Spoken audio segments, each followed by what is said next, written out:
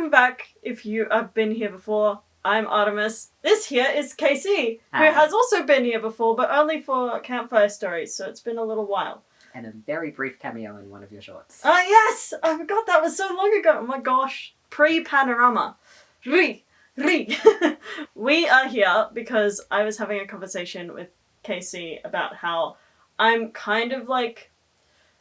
One of the things I'm most known for, with heavy air quotes there, is A-spec stuff.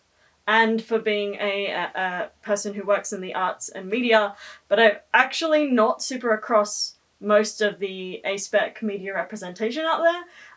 Unlike Casey, who's got a brain in all of it. Yeah, so basically I just have a very massive obsession with ace representation in media, and have done way too much research into different A-spec characters, and have way too many thoughts and feelings about a lot of different pieces of media. And yeah, I think we basically were just like, let's talk about it. Yeah, and let's talk about it. I was like, how can I talk about it though if I haven't seen all of the things? And Casey was like, okay, well, we'll go through things one at a time. Here's your homework, and the first piece of homework you assigned me was... Everything's gonna be okay. Which is what we're gonna be talking to you all about today. There's a lot to talk about in that show that we probably won't cover because it's a wonderful, very dense show with a lot of cool stuff in it, but we're specifically talking the A-spec rep of Everything's Going to Be Okay Today. That today is not part of the title of the show. I'm just marking this in the passage of time. Firstly, why did you pick that as our starting point? For a couple of reasons. Mm-hmm. One of the reasons being I just really wanted to talk about it with someone. I love that show so much. Mm-hmm. Mm-hmm. I rewatched it again for today to have it fresh in my brain, and then finished it, and then immediately started rewatching it again just for fun. So I do have a lot of thoughts and feelings about it, and pretty positive ones. And so that was another reason, especially because this is for Ace Week. Yes, as long as Artemis gets their editing done in time. Theoretically for Ace Week, yes. And even if it's not, if it doesn't end up being for Ace Week, just in general, just there's a lot of not great representation that exists. I have a lot of not positive feelings about a lot of things. Shall I give you my basic thoughts, or do you have questions for me? What how do we want to do this? Yeah, okay, so I'm dying to hear what your thoughts are.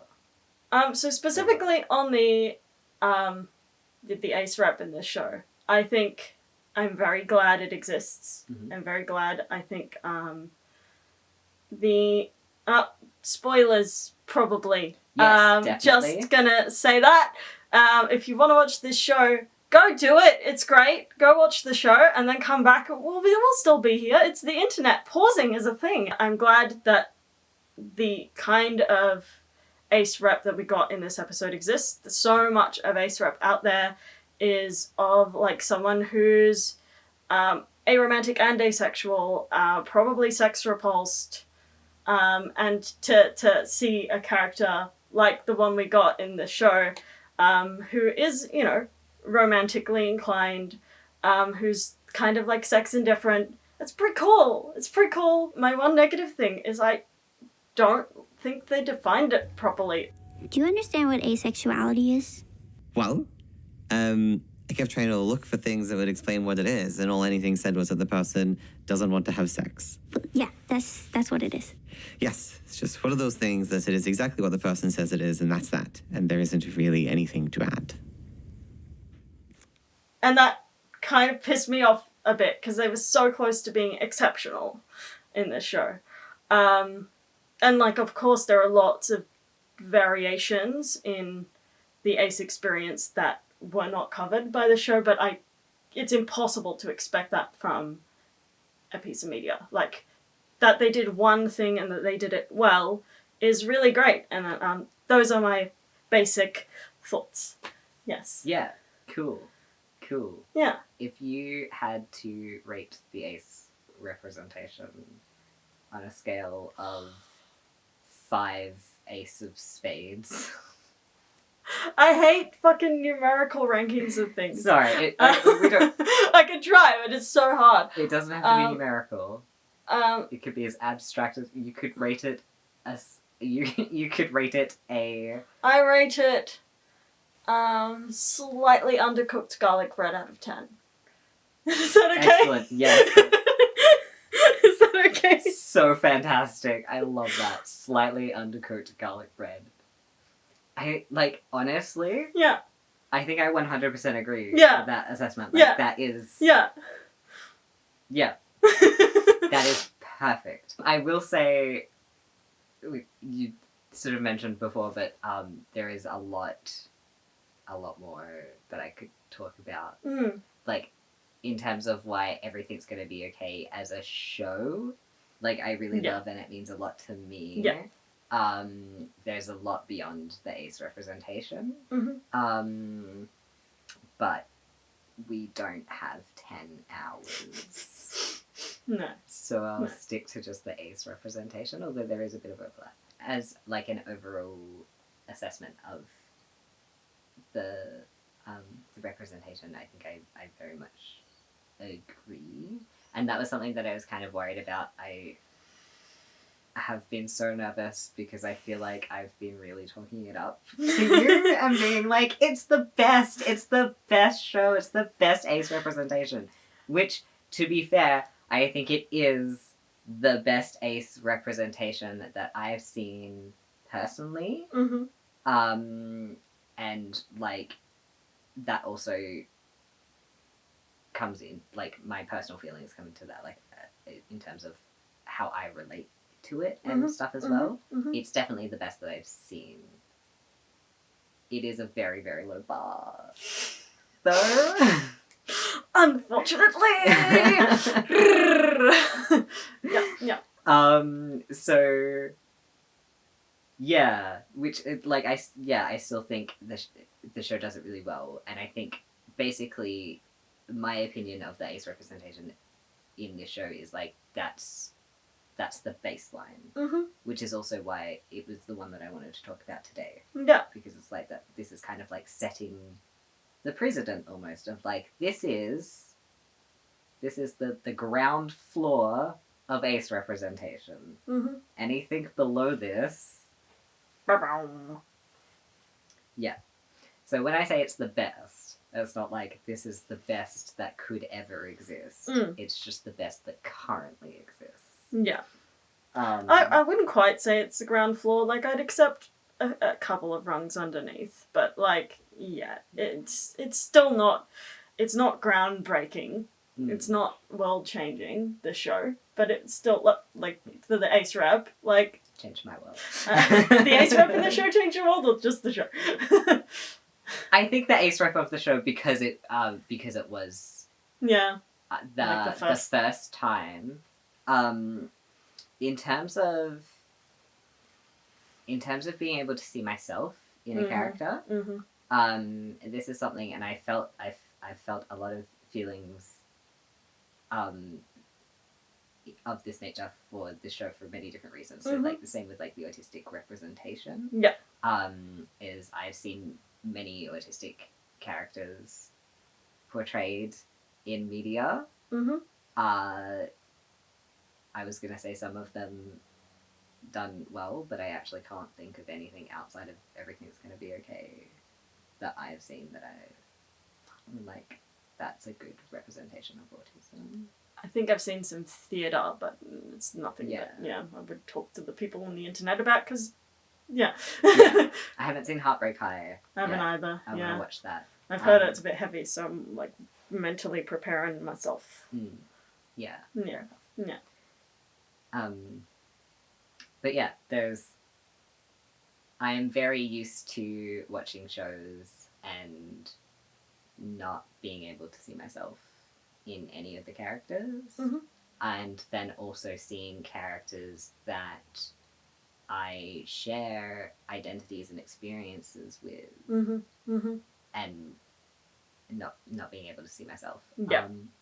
So yeah, it was kind of groundbreaking to me. Yeah. To see a character who was ace, and it was good representation, and I was like, yes, I relate to this. And they like came back and didn't just have a 3-minute scene in one episode of one season and then were never seen again. Sex education. I haven't seen that either, so... Sorry, spoiler. Great.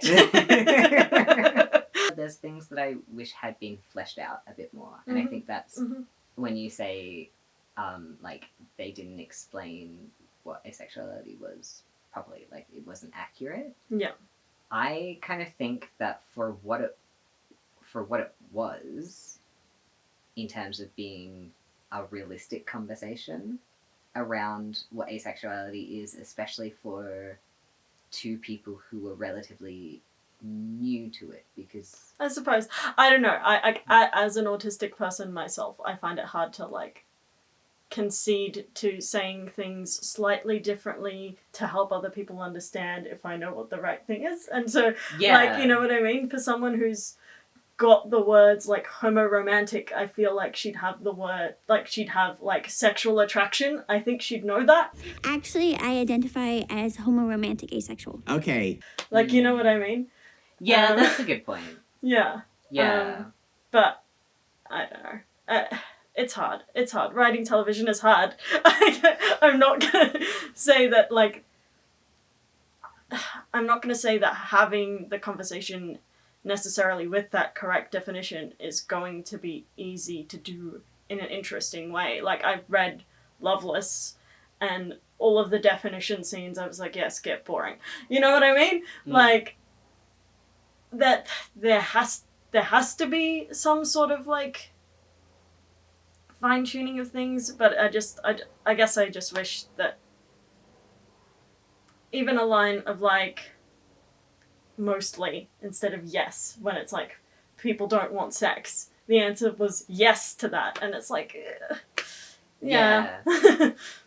Yeah. No, yeah, I can definitely see that. I guess sort of my impressions as I was watching the show for the first, second, and third time was, yeah, that Drea is in the process of learning. So that was kind of how I read that. It was like that, because I kind of clocked as well. I was like, that's not... Yeah. It's not really what that is. Yeah. But... yeah, I think the way that Drea was kind of describing it, because earlier in the show, like when she first talks to Matilda about it, it very much seems like she doesn't have the language, or she's just kind of discovered that language. She's like, yeah, I feel like I don't really like having sex, or don't want to have sex. So yeah. I actually don't think I'm sexually attracted to anyone. And then sort of every time we see her, and not every time we see her, because that's the other great thing about the show, is that it's not just like, this is the asexuality plotline, and every time Drea is on screen, she's like, hi, I'm asexual. No. Yeah. No, it's a part of that relationship she has with Matilda, and that's the focus of the show, is that relationship. It's Drea and Matilda. Drea, Matilda, Drea, Matilda. They're not lessons that they are together. Never touching, but they are in love. Ba, ba, ba. Yeah. Yeah. Yeah.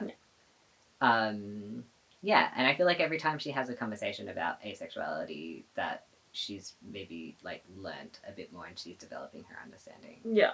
So it felt, to me, that felt quite natural, especially as someone, because I know how you discovered asexuality or you discovered that you were asexual from, like, doing a real sort of deep dive research into what asexuality was. Because I'm a nerd, yes. Which we love to see it. So Yeah. that like maybe like you had that depth of Yeah. knowledge and that Yeah. that language. Yeah. I think I can definitely relate to like saying the wrong things. I having the wrong totally get that. understanding And for a bit. I guess my issue is more with the show, like, it's with the show, it's not with the characters. If, like, a real person had defined it that way, I'd be like, yeah, it's sick, that's fine. That's, you're describing your experience, and they're maybe not thinking broadly about the whole community and trying to advocate for the whole community in that moment. Like, I totally get it, that's most of us, right? I'm the weirdo who just can't shut up. But, like, when a show does it, in the context of a show, where it's saying asexuality is this, and then the answer is yes, but that's not the correct definition of the thing, that's where I find the issue. Yeah. Yeah. No. 100%. I get that, and I fully agree with that as well. And that is one of the ways that I would like to see, you know, the representation, you know, going up the floors. Yeah. You know, maybe making it off, you know, maybe we're on the first floor. To make it to a level 2 at the very least. Yeah. Yeah. Is just to have a bit more blah blah blah blah blah. You know what I mean? Yeah. Conversation. That's what you mean. Yes, actually, legitimately. I really would have loved to have seen that fleshed out more within the show, and I think if they had done that, even like either like within that conversation, within that scene, or just kind of like expanded that out, had a little bit more of a back and forth, a little bit more of a conversation. It was so close to being like, because I think Drea at one point said, well, some people, and then she drops it and goes back to talking about her, which is cool, which is really cool, and I like that. Yeah. I just kind of wish they'd done that earlier, before they said asexuality is this, yes. Yeah. You know? Yeah. For some asexual, for me, like I'm pretty okay with that. Like even that it doesn't come in earlier, again because I think that feels really natural to me, and that's why I'm like, even if they had the like asexuality is this, yes, and it's wrong, and they have that, but they continue to explore that again, like either further in that conversation or even sort of, and this like probably would have been my preference, is to like just sprinkle in a little bit more conversation throughout the show, which it was they're 20-minute episodes. It's very short seasons, there's only 2 seasons. Like I fully understand that there was not a lot of room, and also this is not the main focus. I also 100% want to say that I'm nitpicking as fuck here. Like, this is, like, as you've said, it's by far one of the best pieces of ace rap I've seen, full stop. So, like, this is just me being like, it's not ideal, but we don't live in an ideal world, and I don't think any piece of media is ever going to meet these ideals, but I think in terms of, like, talking about them and critiquing them, it's still worth bringing this stuff up. Yeah. No, honestly, I love that. I love nitpicking. This is how we get to the good shit. Yeah. It's like we start. Yeah. We start on level 1 and we go higher. Like, this is the point. Except, you know, realistically, we're going to be going lower. Sub-basement. I think I have very similar feelings about a different aspect of how specifically Drea and Matilda's relationship is portrayed in the show. Because I love the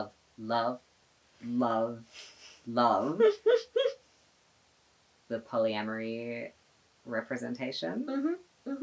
I love that there was polyamory representation. we invited a man named Ian over for a no strings attached hookup. A what? A man? Yes. Who? Ian. And I think it was done pretty well. Relatively well. Like, ground floor level well. It is the best that I've seen. I've not seen much at all, to be honest. Yeah. I've seen some.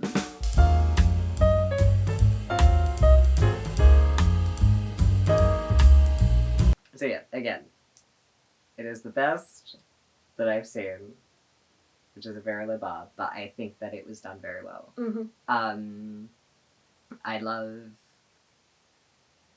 I just love that that is an option that was presented, because I feel like that is something that is very lacking from any mainstream media.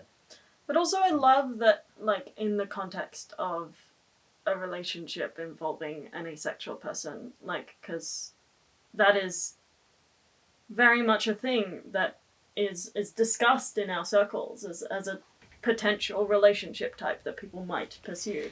Matilda, would you want to be my girlfriend if you could have sex with people who weren't me? You mean be with you romantically, but I have casual, safe sex with a variety of men. Yes? I can't think of anything better than that. Me neither. And it's not something I've seen a piece of media even think of tackling before, so yeah. And again, as a polyamorous asexual person, that just meant so much to me to see. So do love that polyamory was a thing. And do love, for the most part, how it was done, because I think the other thing with a lot of polyamorous representation is that it always ends in tears, because it's like there's at least one person in the relationship who doesn't actually want to be doing the polyamory thing, but they feel pressured into doing it, and they feel like they need to hide feelings of jealousy, and then that just kind of boils up, and then they begin to resent their partner, and everything kind of just like burns in flames. And I think there were moments in Everything's Gonna Be Okay that kind of bordered on that, and that I got, or that in the sense that I got very worried, especially the first time watching when I didn't know how it was going to end. I got really worried that that's sort of the direction they were going in, and I love that they didn't. That it wasn't an issue. I actually, I kind of, I don't know if you're thinking about the same moment as me, but there's the moment where, Matilda's got a guy over, and Nicholas asks Drea what she thinks of that, and Drea does mention being a little jealous, but I actually thought that was kind of good and healthy, and I feel jealous and a little anxious. Yes. No, I agree. I love that. I love that conversation. That Drea has with Nicholas. And because I do, again, it's that kind of, it feels very real, it feels very natural. That Nicholas and Genevieve as well are both kind of like, this feels really uncomfy. I love you, Duck Duck. Forever, Muck Muck.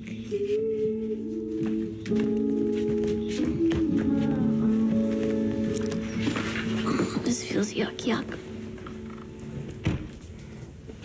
I love, my favorite part about that scene with Nicholas and Drea is how Nicholas says, I just worry that it's gonna make one or both of you sad. And then Drea's like, you're the only one that's sad here. You're the only one that's sad about this. Yes, thank you. Thank you. Do you think it's strange that I'm okay with Matilda being in her bedroom right now with Ian? Yeah, I do, yes. But I'm comfortable with strange, actually. It's more that I'm worried that it's going to make everyone sad. Well, the only person who looks sad is you. I love, 90% of their conversation. And then I hate just one thing in particular. Which is basically, Nicholas asks if Drea feels jealous, and she says yes, which is great, fantastic.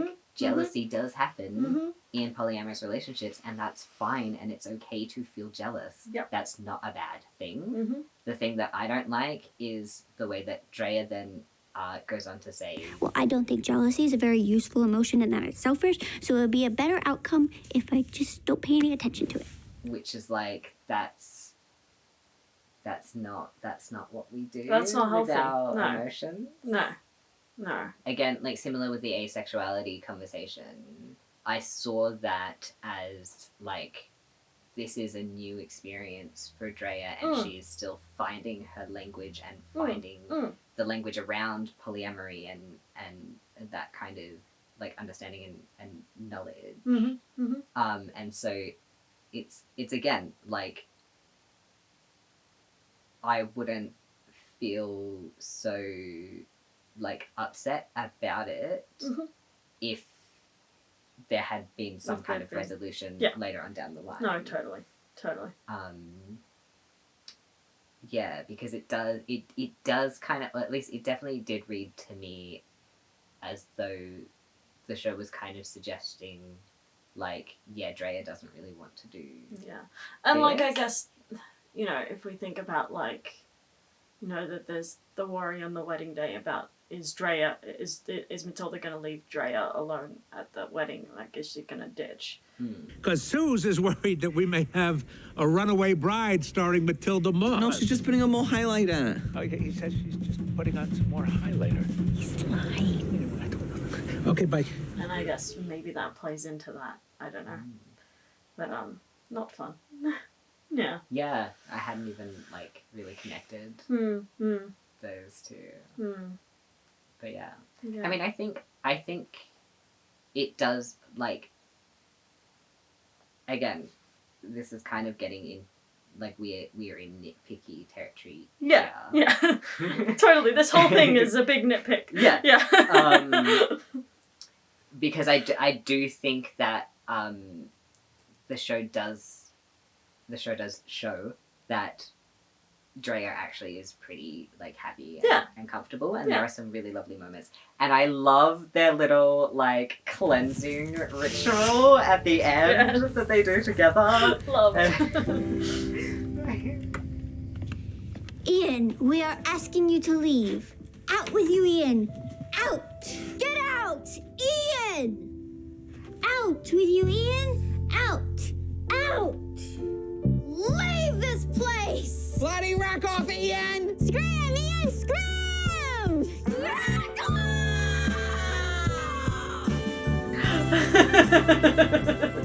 Yeah. It's so good. I can't. Yeah. Like, I'm just literally like giddy every time I watch it. So do you know what's like something that's really important with polyamory? What, Casey? What's really important with polyamory? Consent, communication, and boundaries. Really? Yeah. Yeah, cool. Do you love that really natural and seamless segue there? So natural, so Amazing. seamless. Completely unrehearsed. Just like everything in life. I never script what I say before I say it. Anyway, continuing. Like a masking joke in there of like, I script every conversation that I have before I have them, that and then is, get really frustrated. That is kind of what I was implying, yes. Yeah. I think the way that consent and communication is portrayed throughout the show in a number of different ways is very exceptional. Particularly with Matilda and Drea's relationship. I love it so much. I literally want to melt. When Drea was like, you need to touch me firmer, I thought that was really, really great. And I haven't seen anything like that in a piece of media before. And I just was so fucking glad that happened. Yeah. Yes, no, exactly. That's like... Yeah. Exactly the scene that I was thinking of, like that whole conversation and negotiation. Yeah. The thing is, I'm hyposensitive to touch, which you might think means I don't feel things, but actually I do, just very faintly. It's like a tickle, and it isn't that nice. Okay, so you have to grab me firmly. Can I grab you to demonstrate? You try. Okay. Can you grab me harder? Okay. Harder. That's awesome. I really love the way that it's done, and like you said, like that's not something that is done anywhere. Yeah. It's something that's that kind of communication and negotiation very important with asexual relationships. Very important with polyamorous relationships. Very important, I Very think. important with relationships. With relationships, but also like you know, with autistic people, like and negotiating like sensory boundaries. I think that's a thing that I just hadn't seen before, and I really needed to see that in a piece of media, which was sick. Yeah. And then I think is modeled so well. Yeah. As well. Yeah. It's so like natural. Yeah. And they're just like, okay, cool, and it's like Yeah. Yeah, because that's with a lot of neurotypical heterosexual media, like conversations around sex are portrayed like this like big awkward like embarrassing thing, and I don't understand.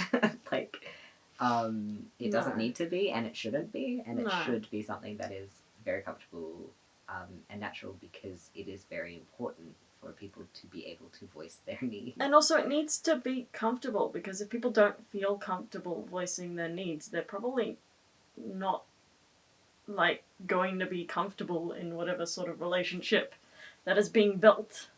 Like yeah, I think people need to get more comfortable talking about just that sort of stuff in general, like partners or not, with partners or not. Yeah.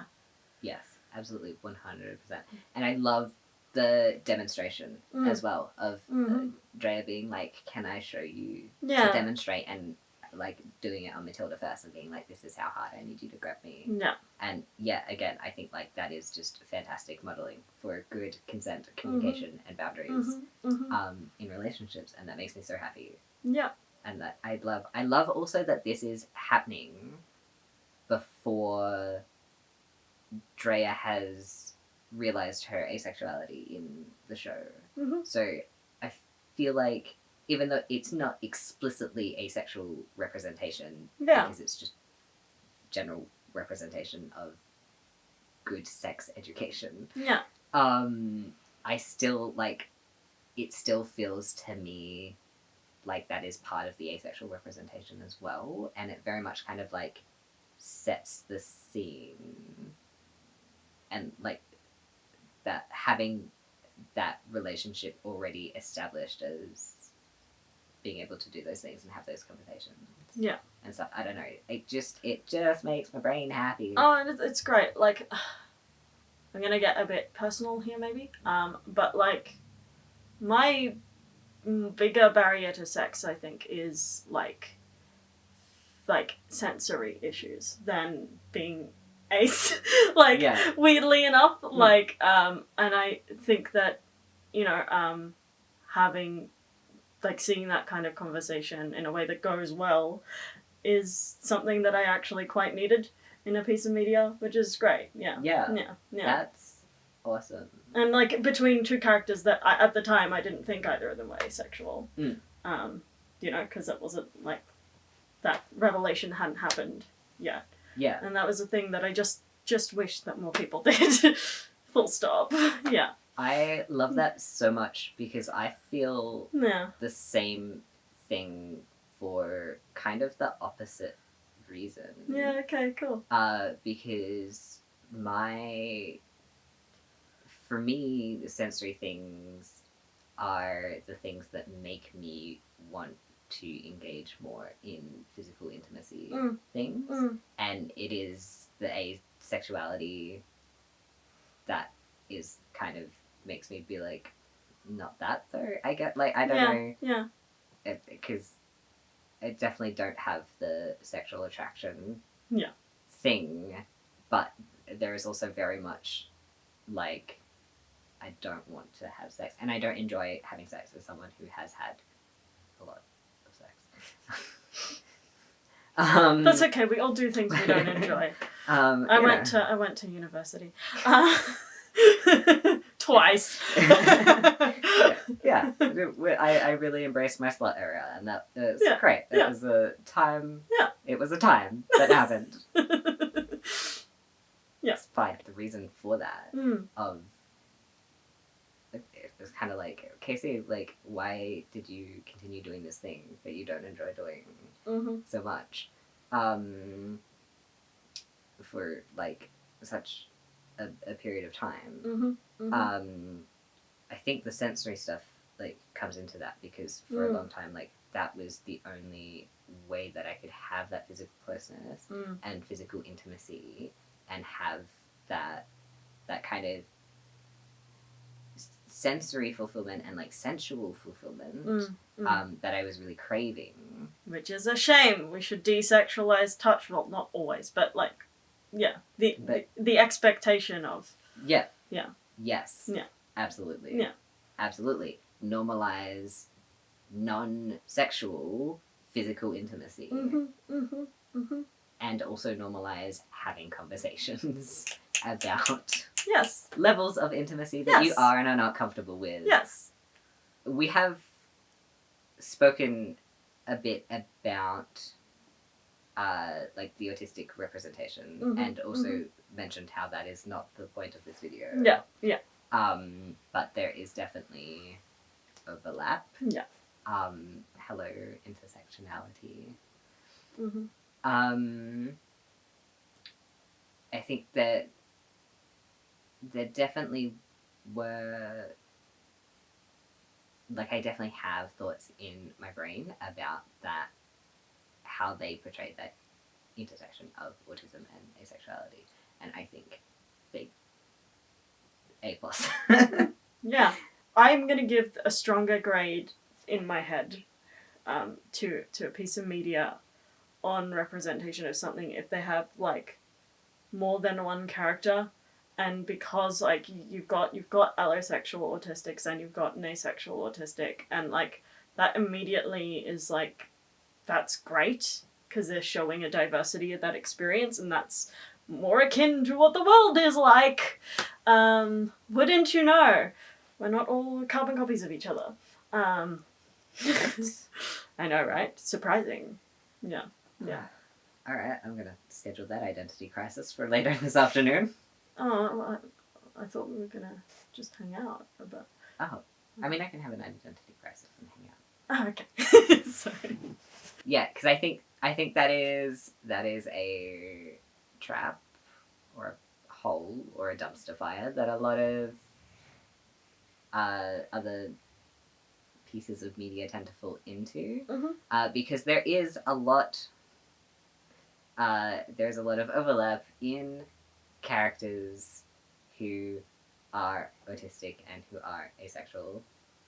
I say this as someone who has done a deep dive research into asexual characters. A lot of those characters are explicitly autistic or more commonly coded as autistic, which coded as autistic is another issue in and of itself. Yeah. Again, yeah. That's not a topic we're covering today. No. But that is often a problem, is that these two things are often, whether intentionally or not, kind of presented as being the same thing. Like, autistic people are asexual. And yes, some autistic people are asexual, but not everyone is, and likewise not all asexual people are autistic. Like, yeah, it's just a piece of the pie. Yeah. Yeah. Yeah. Yeah. So that's, yeah. Just off the fact alone that there were other autistic characters who were not asexual. I was just like, cool, great. Tick. We love that. Yeah. Yeah. I do love that there was intersectionality. And I also think, like, there are sort of some more subtler moments in the show that maybe sort of demonstrate some of those intersections, like again the way that Matilda and Drea communicate with each other, is without sort of very explicitly being like, I am clearly communicating with you because I am autistic, and also that is something that I need to do for my asexuality. It's just a very natural, organic. Yeah. Well, it's just how they communicate, and it's like it's embedded into those characters, and that's great. That's what you want in any piece of media with any character. You want the way that they talk to other characters to be consistent. Yeah.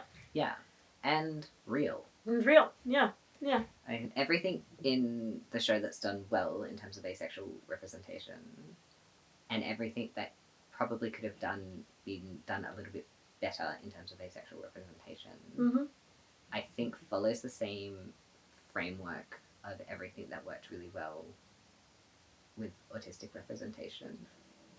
Yeah, so there's the I guess the lived experience aspect of it. Autistic actors, autistic writer.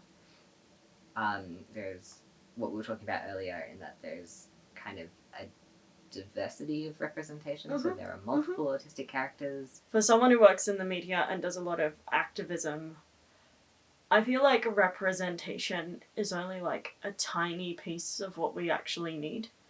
And like we're not, and like you said, I think good representation it's based off like who's spearheading that, like how much lived experience is involved in the creation of a thing.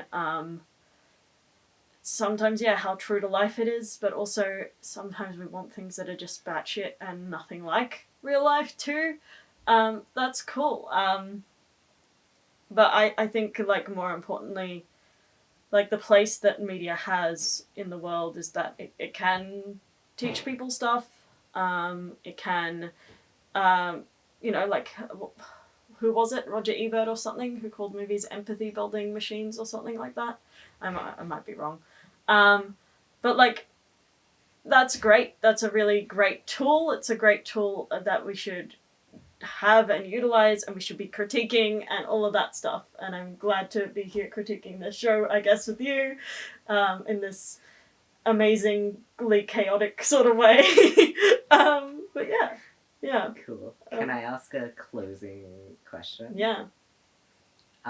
So after discussing things, and hearing my very rambly but very excited thoughts, do you, and having some time to sort of reflect and digest, do you agree with your assessment of slightly undercooked garlic bread out of 10? I think so. Yeah. Like, I of the ace rep, yeah. I think like slightly undercooked garlic bread is still delicious. It's still really delicious. You just want a tiny bit. I just wish it was a tiny bit more. Just a tiny. Okay, it's fine. I'll eat it anyway. It's not frozen garlic bread. You know what I mean? Yeah. It's edible, it's digestible, and still enjoyable. Yeah, exactly. It's just wanting that It's just, little. Okay. Yeah. It's lovely. Yeah. I'll love it. Take it. Yeah. The show overall. The show overall, I would give like 2 sticks of garlic bread, like steaming hot. Yeah. Yeah. Okay. Yeah. Cool. Yeah. Awesome. I love that. I would give 3, but only because 2 is a bad number for my brain. Okay. 3 is a good number for my brain. So. Yeah. But basically, I agree. Yeah. Cool. Well, thank you for chatting this very specific niche thing with me, but like hopefully there are other people who are interested. If you are interested in this little deep dive we've done into one specific piece of ace representation and would like us to do more, let us know. It's a thing that Casey's open to coming back for. It's a thing that I'm very excited to continue doing. But also, like, if no one's interested, we'll just have these conversations without the camera on. We're very happy with that as well. But yeah, thank you so much. Big thanks to my patrons, and to all of you who watched to the very end. You're the best. You're ace. Yeah. Love you. No Romo. Bye.